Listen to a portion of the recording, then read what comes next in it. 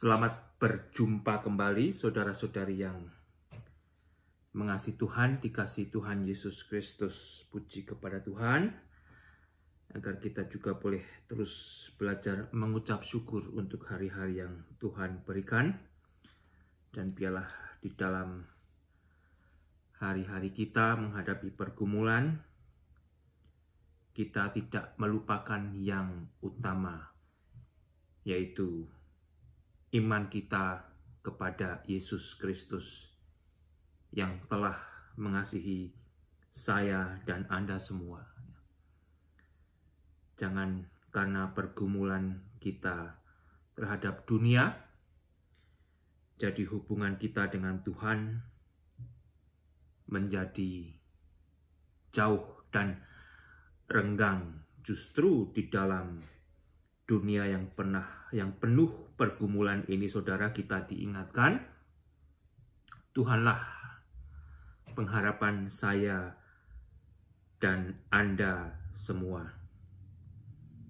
Karena di dalam Tuhan Yesus kita akan dijadikan baru dan akan diberikan yang baru. Saya akan melanjutkan dari Wahyu pasal yang kelima. Saudara, saya akan berdoa terlebih dahulu. Bapa di surga, ajar kami mengucap syukur melalui hari-hari yang Tuhan berikan.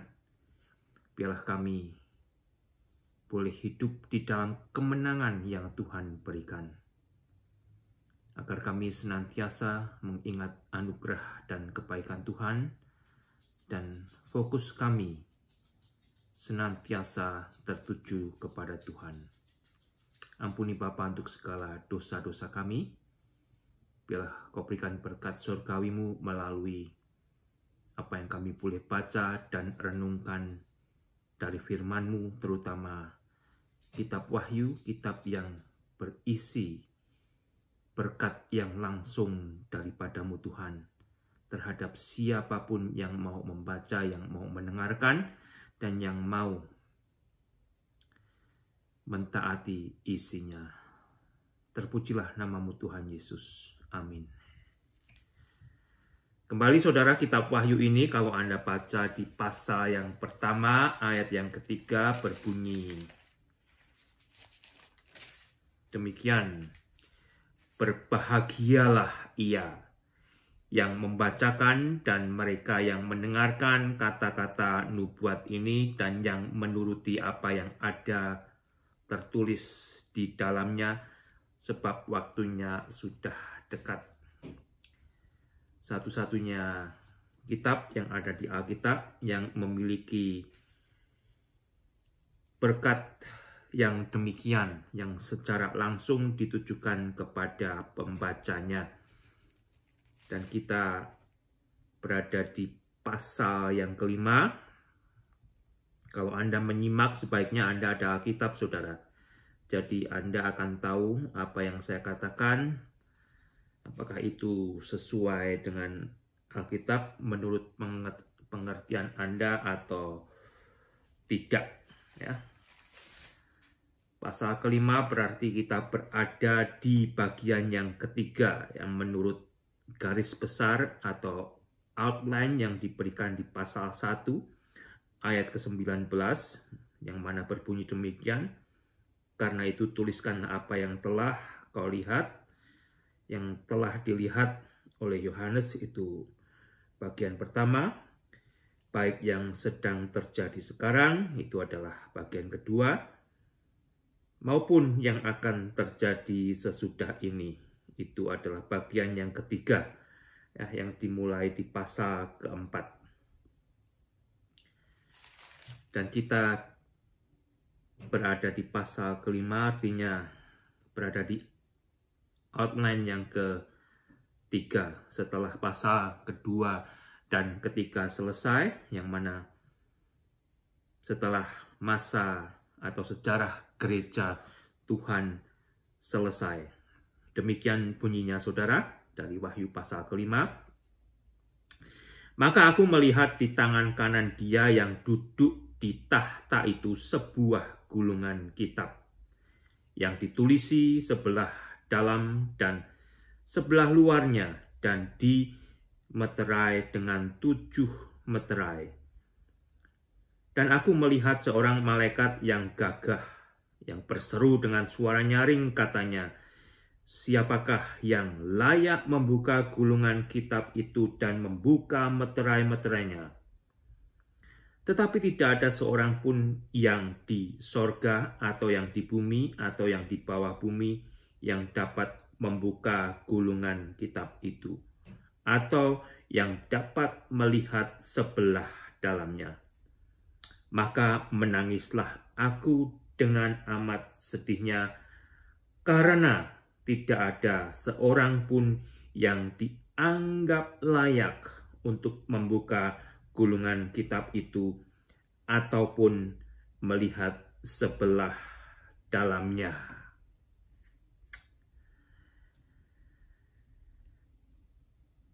Kira-kira menurut Anda, itu gulungan kitab apa, saudara, yang ada di tangan kanan Dia yang duduk di atas tahta?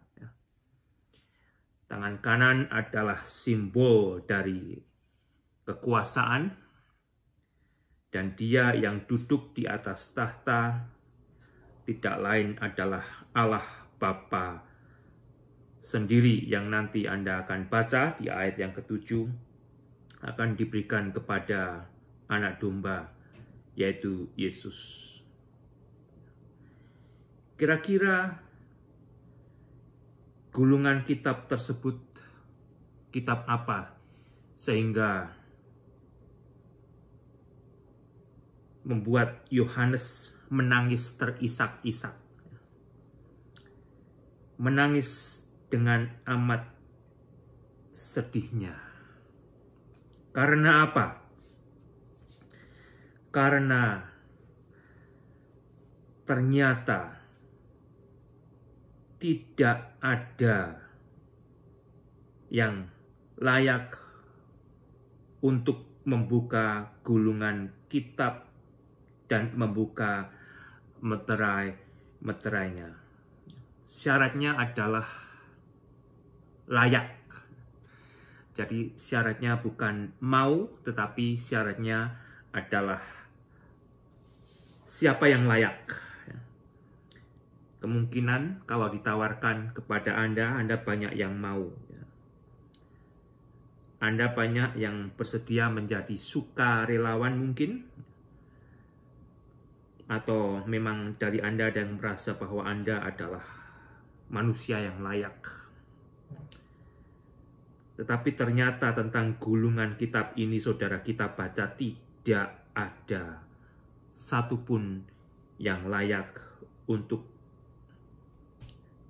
membuka kitab dan meterai-meterainya. Di situ ada malaikat yang gagah atau strong angel, tidak disebutkan siapa namanya. Ya mungkin Mikael, mungkin Gabriel, atau bahkan mungkin Lucifer sendiri tidak disebutkan. Hanya dikatakan sebagai malaikat gagah, malaikat strong angel yang berseru dengan suara nyaring, "Siapakah yang layak membuka gulungan kitab itu dan membuka meterai-meterainya?" Kalau Anda sudah pernah membaca kitab Wahyu ini, di ayat ke-9, saudara, saya belum baca. Di situ kita bisa membaca tentang anak domba yang telah disembelih dan darahnya telah digunakan untuk membeli manusia yang percaya kepada Mesias yang telah dijanjikan Allah dan yang telah digenapi di dalam Yesus. Dan dengan adanya keterangan tersebut,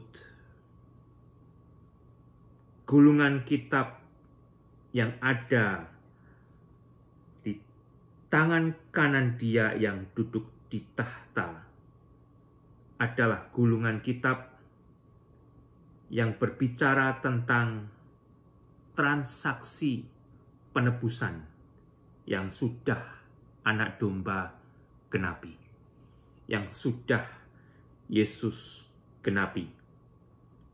Kalau Anda kembali perhatikan dari awal, dari Kejadian pertama, pasal pertama ayat 27.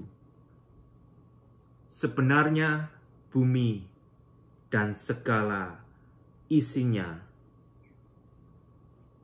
telah diserahkan Allah kepada manusia.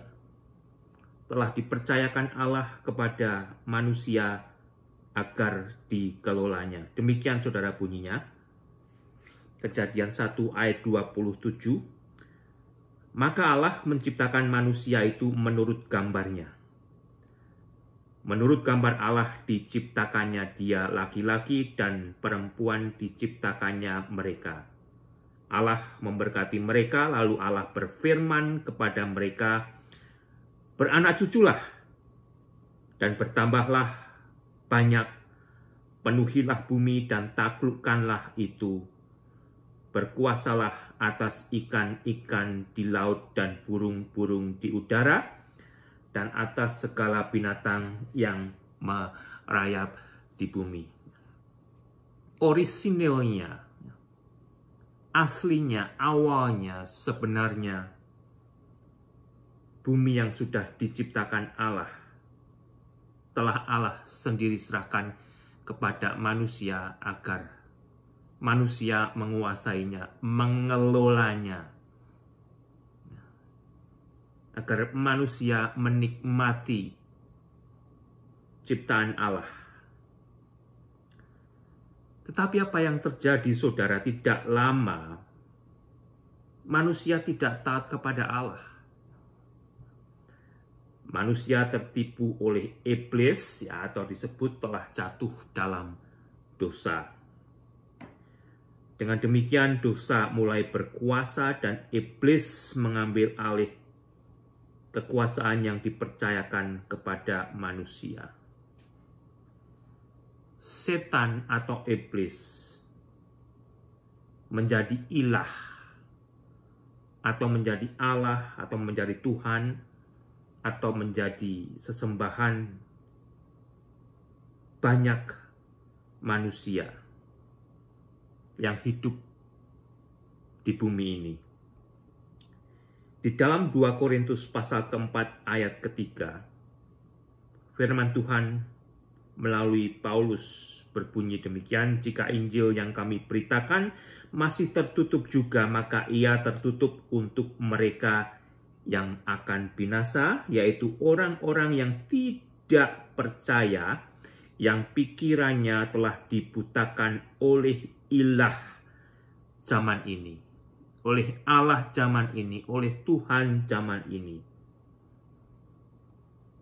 yang mana adalah iblis sendiri, sehingga mereka tidak melihat cahaya Injil tentang kemuliaan Kristus yang adalah gambaran Allah. Manusia banyak yang percaya terhadap sistem agama yang telah terbuka sejak manusia berdosa. Kalau Anda perhatikan Alkitab, kembali kalau Anda pelajari Alkitab, Anda mau belajar dari Alkitab, Allah tidak menciptakan agama, saudara. Yang ada adalah perintah untuk mentaati Allah pencipta. Itu aja. Yang telah ditunjukkan kepada manusia, yang telah diperjelas di dalam perjanjian baru, Allah yang telah menciptakan manusia itu sebenarnya adalah Allah yang bernama Yesus. Anda bisa baca dari Yohanes pasal 1, ayat 1, 2, 3, dan 14. Tetapi apa yang terjadi, saudara? Manusia telah menolak Yesus yang telah menciptakan manusia, dan bahkan yang telah menebus manusia dari dosanya. Sementara iblis sampai saat ini juga telah menjadi penguasa kerajaan angkasa. Di dalam Efesus pasal 2 ayat kedua, firman Tuhan melalui Paulus berbunyi demikian, kamu hidup di dalamnya karena kamu mengikuti jalan dunia ini, karena kamu mentaati penguasa kerajaan angkasa. Siapa saudara penguasa kerajaan angkasa? Tidak lain adalah iblis, yaitu roh yang sekarang sedang bekerja di antara orang-orang durhaka. Penguasa yang diikuti oleh orang-orang yang oleh Alkitab disebut sebagai orang durhaka. Durhaka adalah kata lain dari perbuatan manusia yang tidak taat kepada Allah, kepada Yesus yang menciptakan manusia. Setiap manusia yang menolak Yesus sebagai Allah, dia adalah manusia durhaka menurut pengertian ini, saudara. Iblis telah berkuasa atas banyak manusia. Dan bahkan kepada Yesus, iblis pernah berkata demikian. Saya baca dari Matius pasal ke-4, saudara, mulai dengan ayat ke-8. Dan iblis membawanya pula ke atas gunung yang sangat tinggi dan memperlihatkan kepada Yesus semua kerajaan dunia dengan kemegahannya. Dan berkata kepada Yesus, semua ini akan kuberikan kepadamu, Yesus, jika engkau sujud menyembah aku. Ya. Iblis berkata kepada Yesus demikian. Apa jawab Yesus, saudara, di ayat ke-10? Maka berkatalah Yesus kepada iblis, enyahlah iblis, sebab ada tertulis, engkau harus menyembah Tuhan Allahmu, dan hanya kepada Dia sajalah engkau berbakti. Ya. Yang mana Tuhan Allah itu sendiri adalah Yesus. Iblis adalah tukang memutar balik yang licik, yang lihai. Dan sampai saat ini, berapa banyak manusia yang pada akhirnya tidak mau percaya kepada Allah yang bernama Yesus yang telah menciptakan manusia. Bahkan berapa banyak manusia yang tidak lagi mau percaya jika ada Allah yang telah menciptakan segala sesuatu yang telah diciptakan. Anda bisa baca dari Roma pasal yang pertama. Sebagian manusia sudah begitu dalam bejatnya. Anda bisa membaca dari kitab tersebut.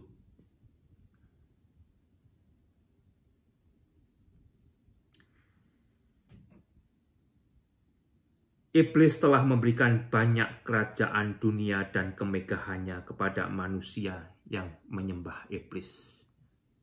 Iblis adalah penguasa kerajaan angkasa, dan iblis adalah ilah yang masih disembah, yang masih berkuasa sampai dengan saat ini, saudara.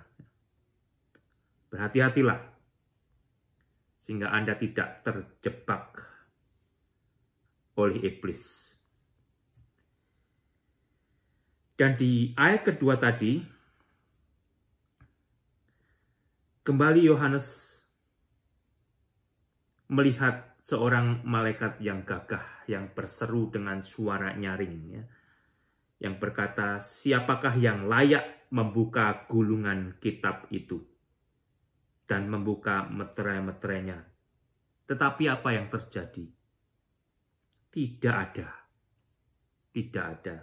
Tidak ada seorang pun yang di sorga atau yang di bumi atau yang di bawah bumi yang dapat membuka gulungan kitab itu atau yang dapat melihat sebelah dalamnya. Siapapun manusia yang ada di sorga, yang ada di bumi, dan yang ada di bawah bumi, tidak ada yang layak. Siapa yang ada di sorga, saudara? Orang-orang kudus dari perjanjian lama yang telah meninggal. Ada Musa, ada Abraham, ada Daud, dan sebagainya. Ada Yohanes Pembaptis.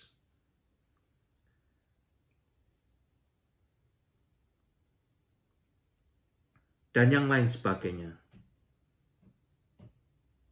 Dan yang ada di bumi, tentunya ada juga orang-orang baik yang di masa peristiwa ini terjadi, berada di bumi. Ada orang-orang yang bertobat, yang telah bertobat, tetapi itu pun tidak ada yang layak. Di bawah bumi, di dunia orang mati, siapapun mereka yang Anda puja, yang Anda puji, tidak ada, saudara, yang layak. Di sini hanya menunjukkan kepada kita, jikalau tidak ada jalan keselamatan lain selain daripada anak domba itu sendiri, yaitu Yesus Kristus. Karena syaratnya, saudara, bukan siapa yang mau, siapa yang kaya, siapa yang berpendidikan, tidak, siapa yang layak. Dan ternyata tidak ada yang layak. Oleh karena itu Yohanes menangis. Menangis dengan amat sedihnya, menangis terisak-isak karena dia mengenal jenis gulungan kitab tersebut yang ada hubungannya dengan bumi, dengan manusia yang ada di bumi. Kalau tidak ada yang layak, berarti bumi terjebak di dalam dosa selamanya. Bukannya di surga tidak ada lagi tangis, saudara. Ya. Bagi kita yang akan masuk surga dan yang sudah berada di surga tidak ada tangis. Tetapi tangis Yohanes di sini adalah tangis yang berhubungan melihat kondisi bumi yang mana tidak ada yang layak, yang bisa menyelamatkan bumi dan isinya. Tetapi apa yang terjadi, saudara, kalau Anda perhatikan di pasal kelima ayat kelima? Lalu berkatalah seorang dari tua-tua itu kepadaku. Tua-tua itu siapa, saudara? Kembali, mereka adalah wali atau wakil daripada gereja Tuhan yang sudah diangkat ke sorga, yang mendapat giliran, setiap bergilir 24 orang jumlahnya.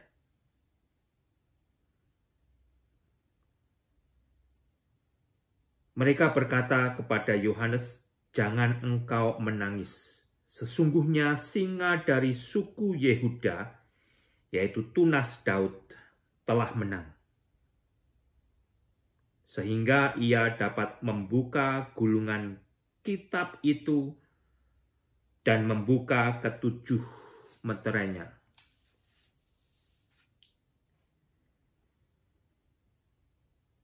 Ternyata ada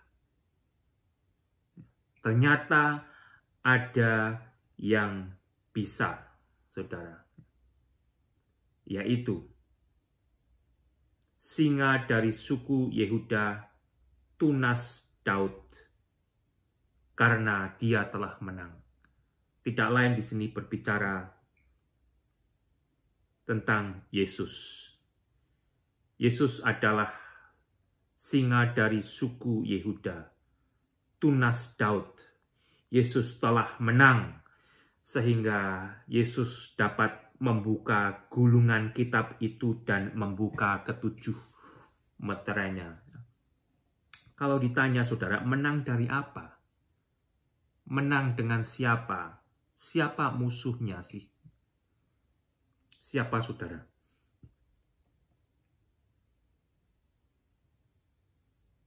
Musuhnya adalah kematian.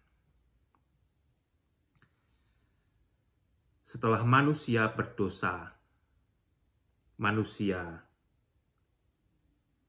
menjadi mati.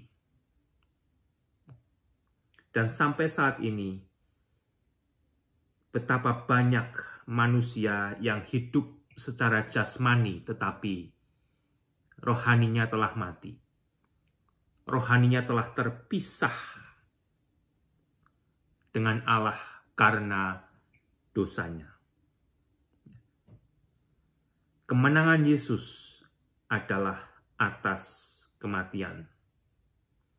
Yesus telah berperang bukan untuk dirinya sendiri, tetapi Yesus telah berperang bagi manusia yang telah dibunuh oleh setan, yang telah dibunuh oleh iblis.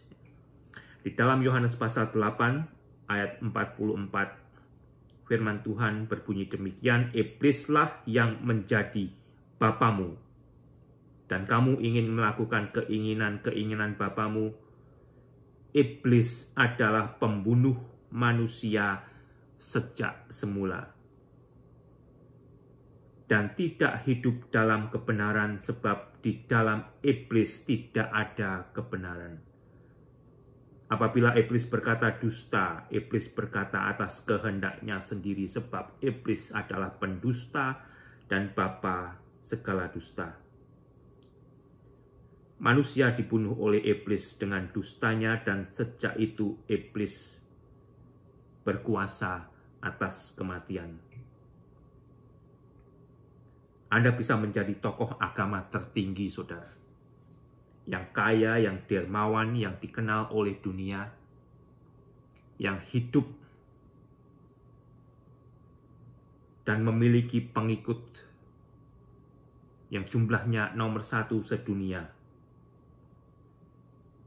Tetapi Anda bisa menjadi orang yang mati di hadapan Allah karena Anda adalah orang yang berdosa di hadapan Allah.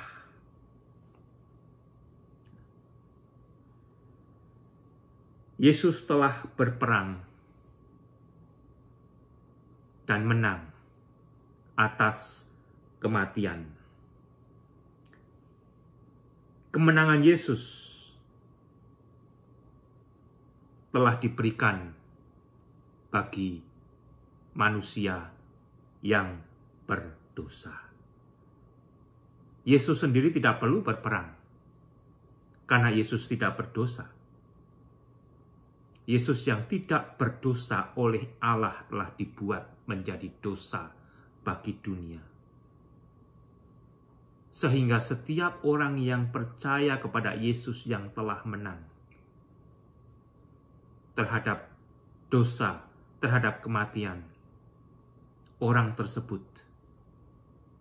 akan dibenarkan Allah melalui imannya di dalam Yesus Kristus. Kalau Anda baca dari 2 Korintus pasal 5 ayat 21, firman Tuhan berkata, Yesus yang tidak mengenal dosa telah dibuat Allah menjadi dosa karena kita manusia yang berdosa, supaya dalam Yesus kita dibenarkan oleh Allah. Kemenangan Yesus adalah ketaatan Yesus kepada Bapa untuk mati bagi dosa dunia. Jadi kembali saudara,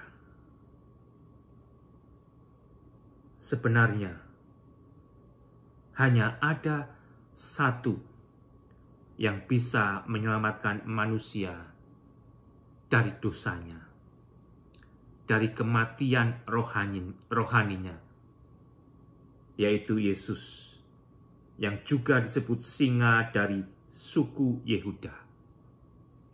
Yesus akan kembali untuk kedua kalinya sebagai penguasa, sebagai singa, sebagai raja yang akan memerintah atas bumi ini. Sehingga kembali gulungan kitab tersebut berisi transaksi pengambil alihan bumi ini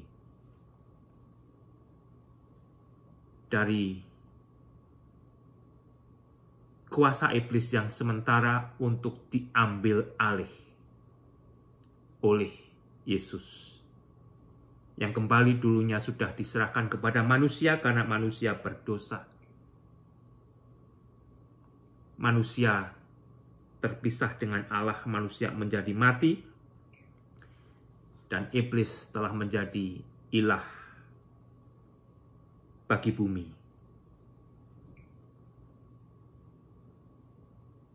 Tetapi karena Allah begitu mengasihi manusia, meskipun manusia telah berdosa terhadap Allah,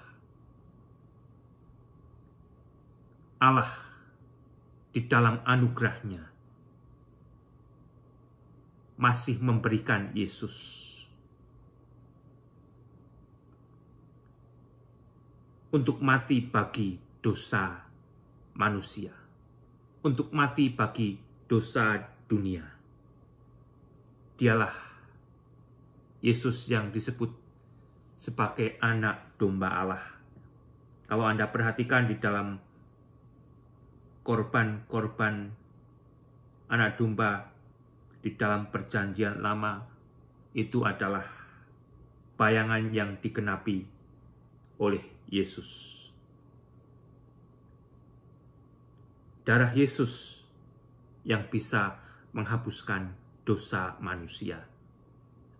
Korban-korban sembelihan dari domba-domba melalui perjanjian lama adalah simbol yang menjadi bayangan akan datangnya anak domba Allah yang telah digenapi oleh Yesus sendiri.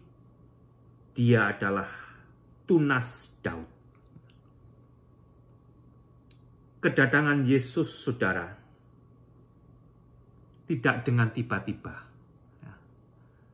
Tahu-tahu Yesus lahir, tidak. Tetapi kedatangan Yesus telah dinubuatkan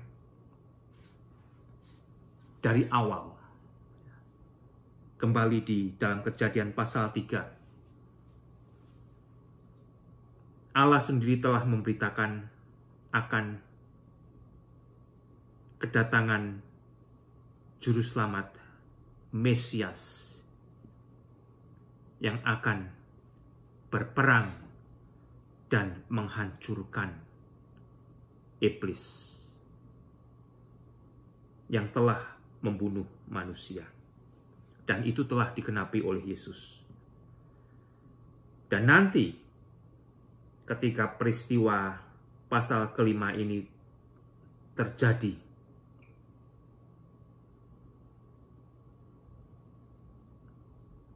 manusia yang tidak percaya kepada Yesus akan menyaksikan jikalau Yesus sebenarnya adalah korban penebusan bagi dosa manusia yang Allah sudah anugerahkan kepada manusia, tetapi yang telah manusia tolak, saudara. Di ayat ke-6, maka aku melihat di tengah-tengah tahta dan keempat makhluk itu, dan di tengah-tengah tua-tua itu berdiri seekor anak domba seperti telah disembelih, bertanduk 7 dan bermata 7, itulah ketujuh roh Allah yang di atas, yang diutus ke seluruh bumi.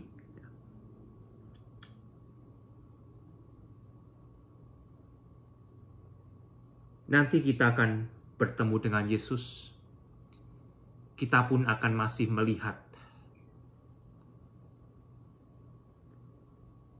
tanda yang ada di tubuh Yesus, yang akan mengingatkan kita mengapa kita bisa masuk surga, karena pengorbanan Yesus. Karena pengorbanan Yesus, saudara. Anak domba itu letaknya berada di tengah-tengah tahta itu, menjadi pusat perhatian di sekitar tahta itu. Dan inilah sebenarnya isi kitab Wahyu. Wahyu tentang Yesus Kristus. Pusatnya, intinya adalah tentang Yesus Kristus. Ya.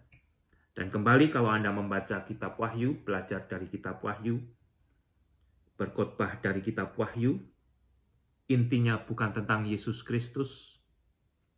Anda tahu, Anda sudah nyeleweng daripada inti kitab Wahyu ini sendiri.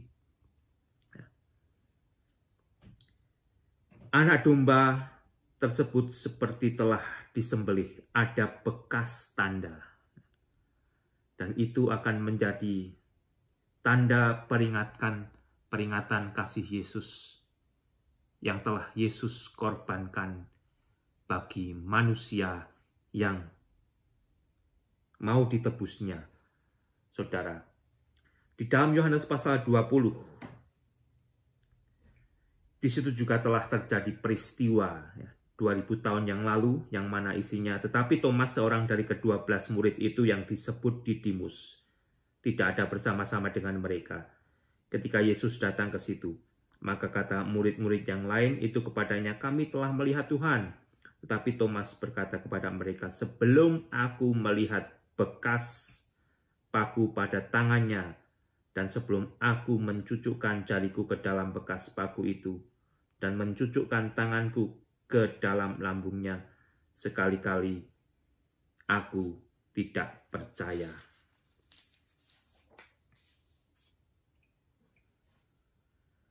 Dan pada akhirnya Thomas bertemu Yesus,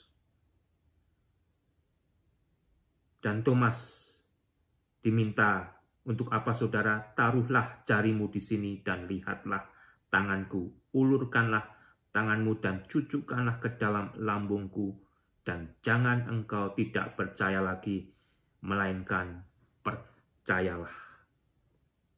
Sehingga akhirnya Thomas menjawab Yesus dengan perkataan, ya Tuhanku dan Allahku, saudara. Apa kata Yesus? Karena engkau telah melihat aku, maka engkau percaya. Berbahagialah mereka yang tidak melihat namun percaya.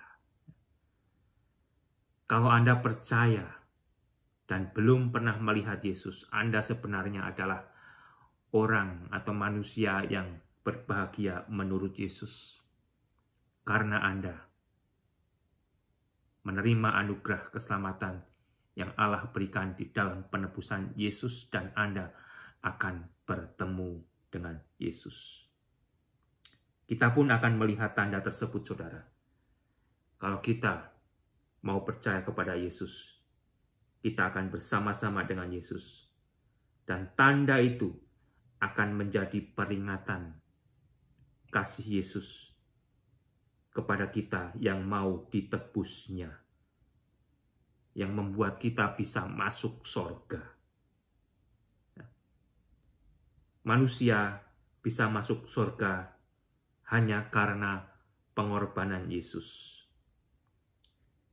Mudah-mudahan saudara, mudah-mudahan ya, saya dan Anda semua yang sudah menyatakan diri sebagai orang Kristen yang sudah ditebus oleh darah Yesus yang mahal,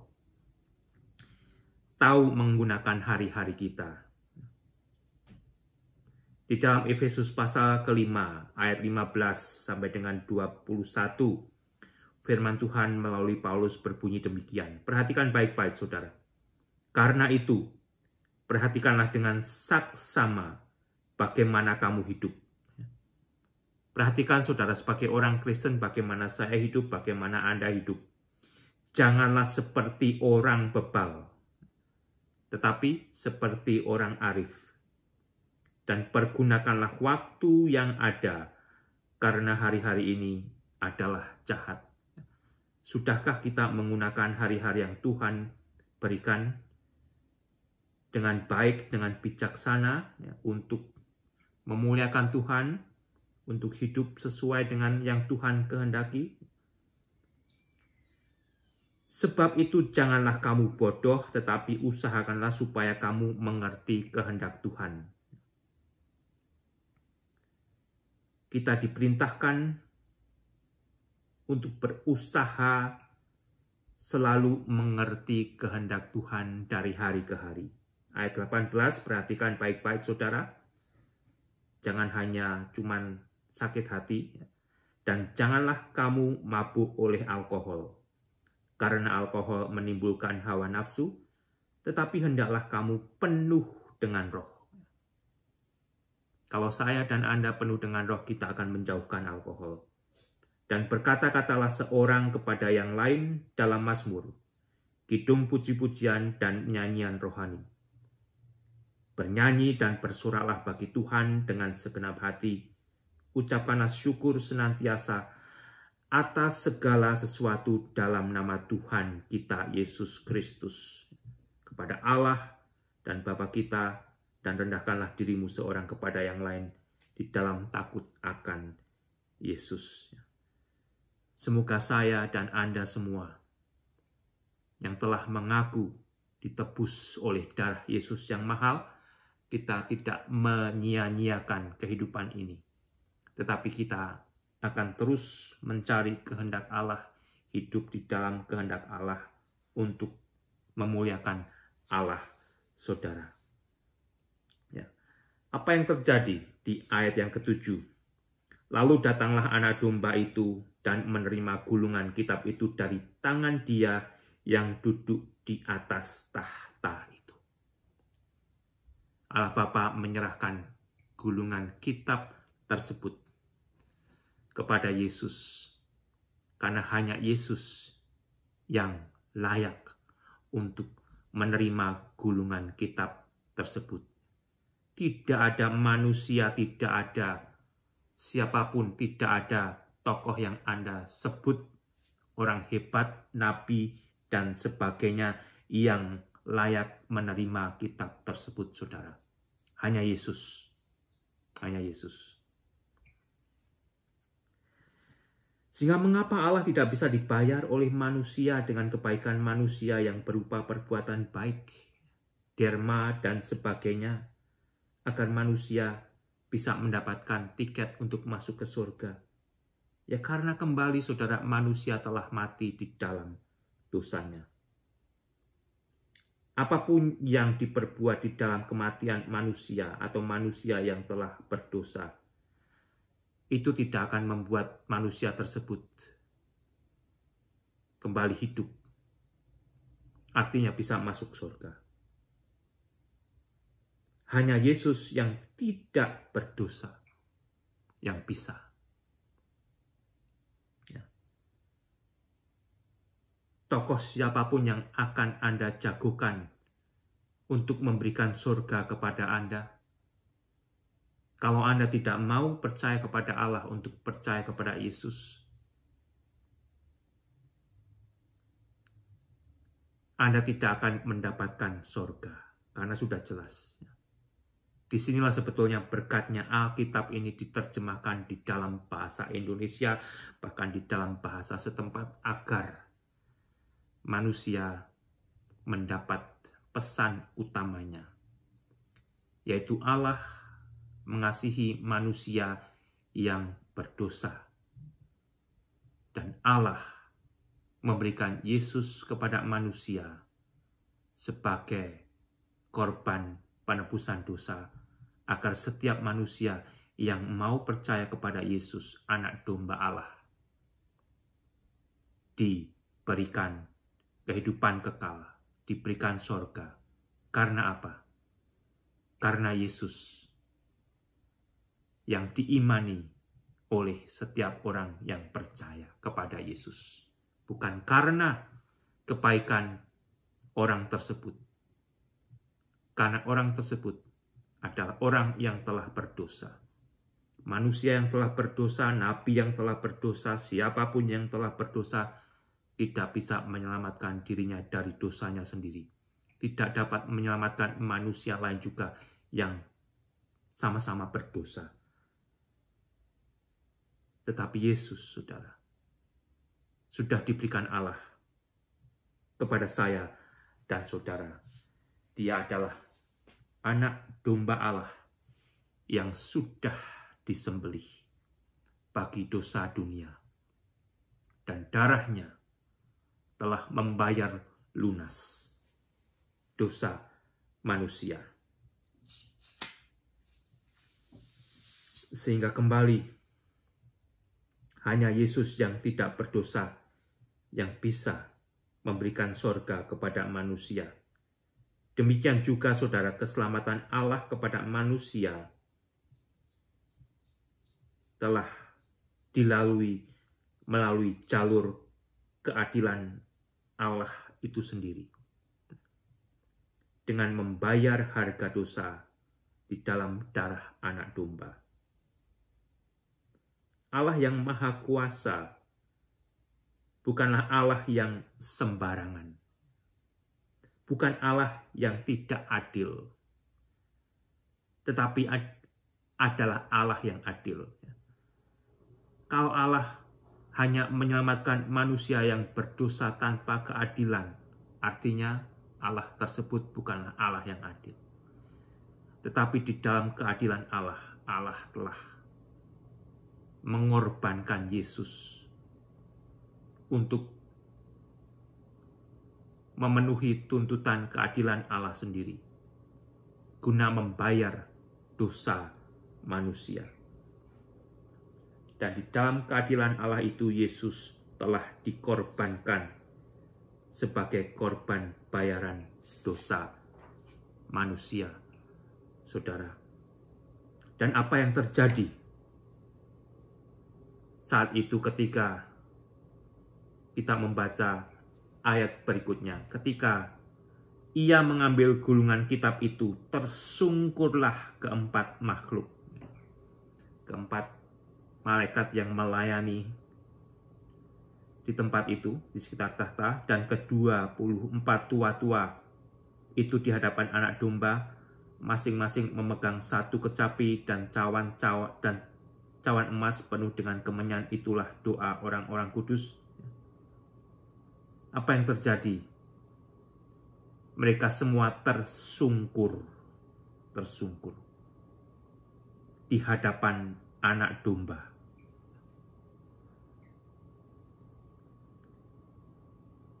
Karena anak domba itu adalah yang layak dan yang berkuasa untuk membebaskan manusia dari dosanya, saudara.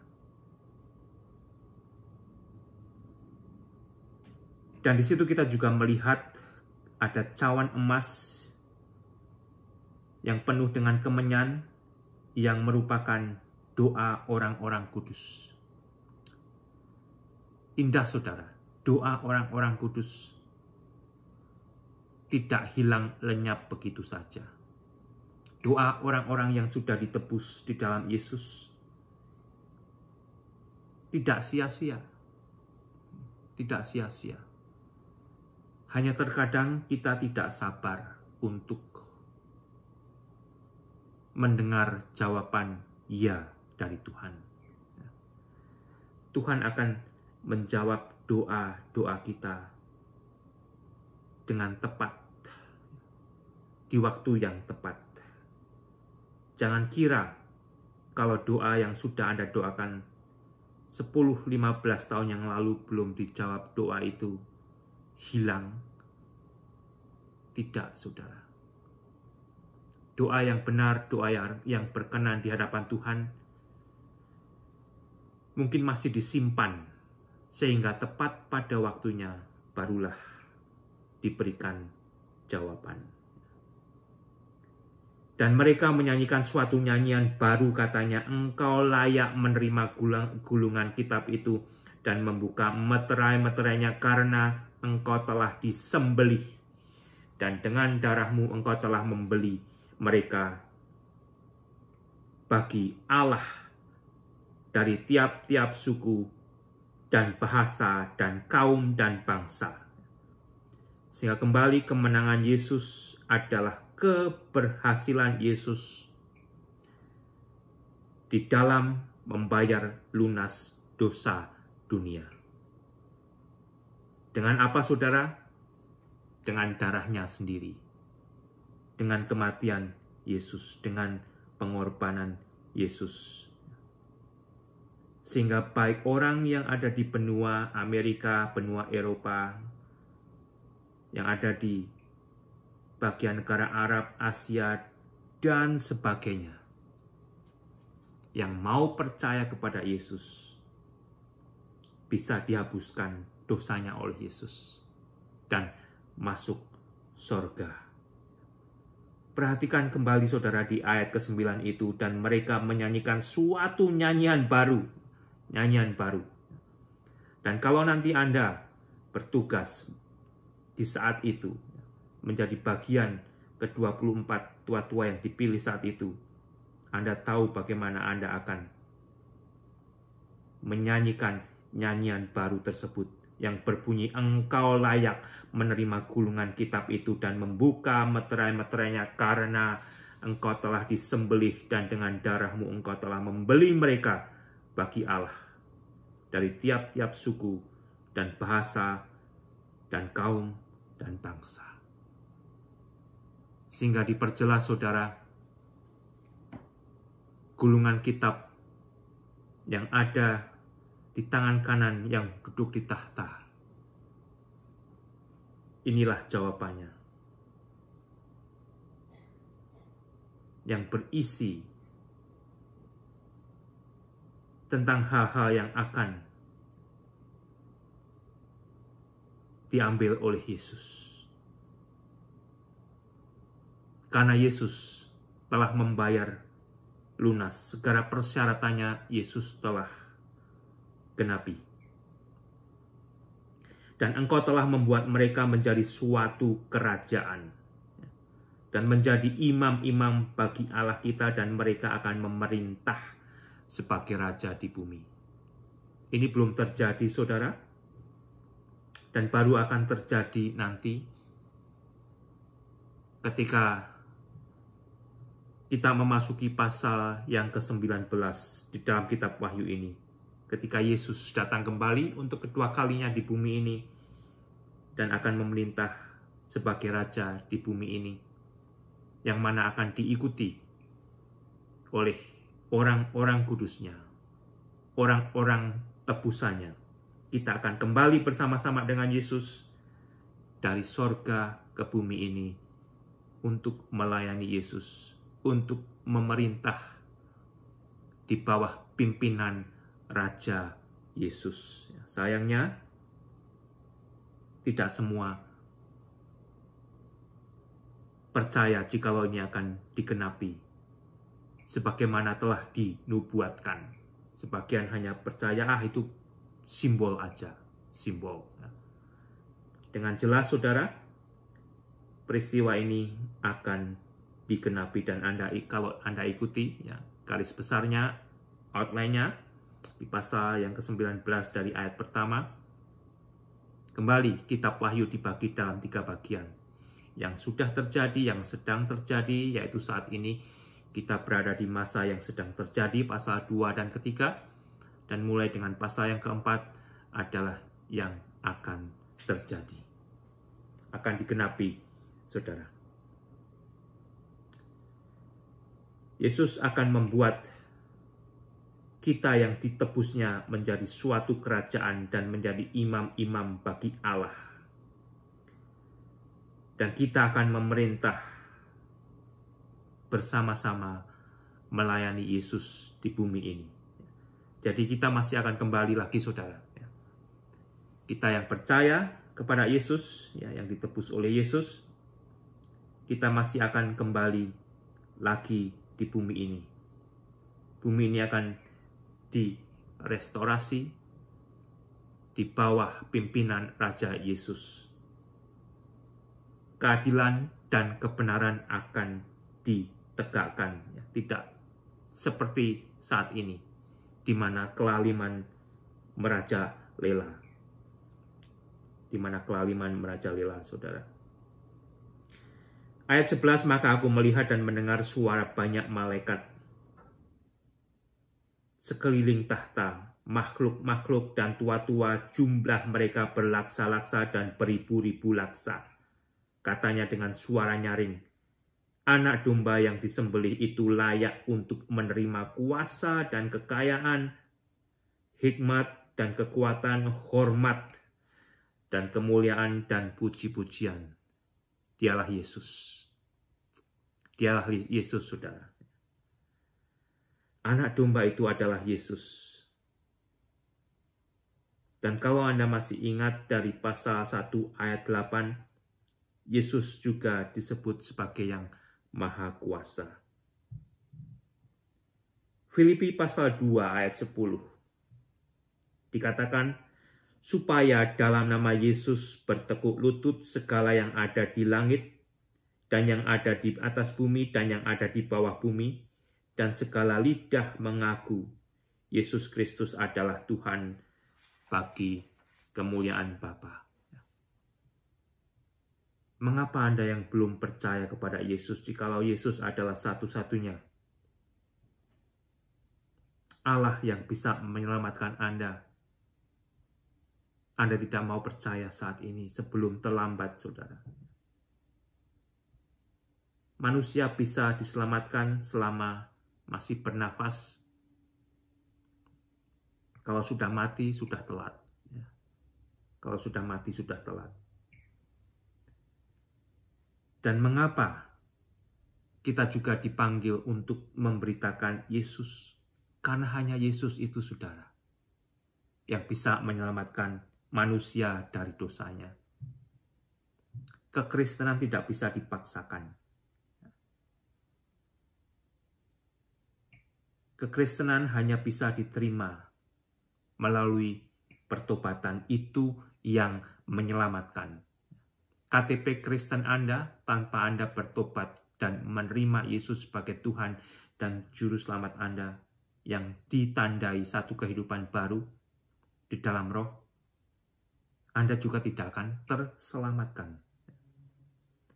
Ayat 13, dan aku mendengar semua makhluk yang di sorga dan yang di bumi dan yang di bawah bumi dan yang di laut dan semua yang ada di dalamnya berkata, bagi Dia, bagi anak domba itu, bagi Yesus yang duduk di atas tahta dan bagi anak domba adalah puji-pujian dan hormat dan kemuliaan dan kuasa sampai selama-lamanya. Mereka berseru bagi Dia yang duduk di atas tahta, yaitu Allah Bapa, dan bagi anak domba adalah puji-pujian dan hormat dan kemuliaan dan kuasa sampai selama-lamanya.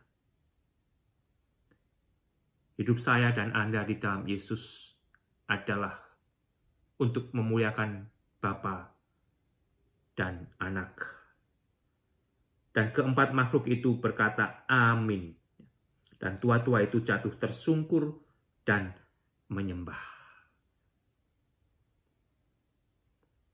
Kalau mereka menyembah Yesus, tidakkah kita juga bersedia menerima anugerah Allah di dalam Yesus Kristus dan menyembah Yesus sebagai Allah, sebagai Tuhan, sebagai Juru Selamat yang telah mati untuk mengasihi saya dan Anda, untuk melepaskan kita dari kematian kekal. saudara. Pernahkah Anda membaca Kisah pasal 4? Ya? Kisah pasal 4, ayat 11 dan 12 saya akan membaca.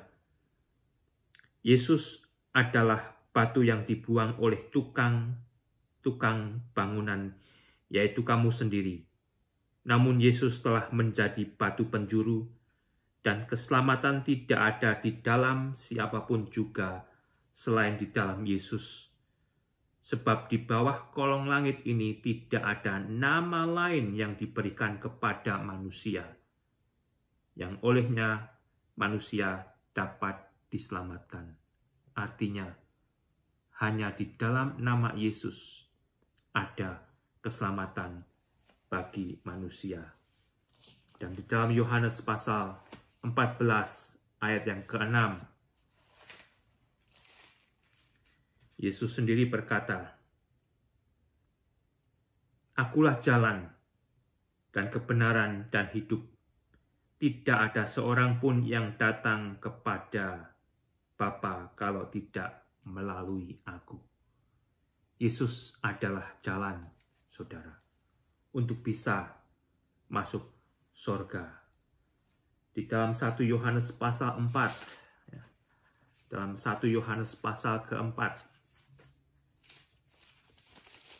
ayat 14-15 berbunyi demikian.